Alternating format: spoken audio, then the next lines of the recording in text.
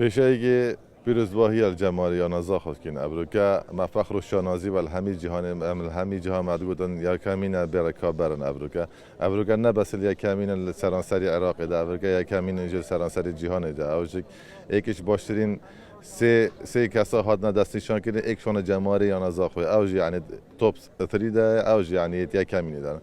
سپاس بو جمالی همی ابروکا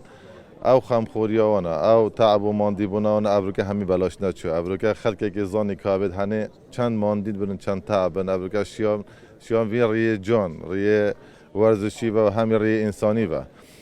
بو خلقه همی دیار که ام مروفت آزادی خوازین ام مروفه که حش انسانیتت کنم همی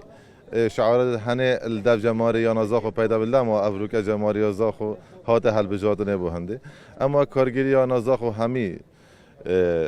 اداره سرباخوی زاخول گل حکمت حریم کردستان گل حکمت عراق همی دم دست ما پیوندین خواهد کردین بو سرهند بی ام بشین ابی دست کوتی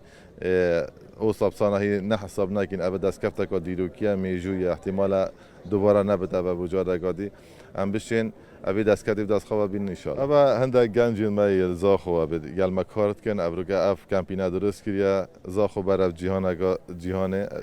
ابروکا دی کمپینه که راگه هنده هندی گنج زاخو ابروکا همیده پیشک دار بن امی وی کمپین دا بو خلکی دیار بین که چه تصویر خواب کنه ویا اپلیکیشن فی فایده امی بو همی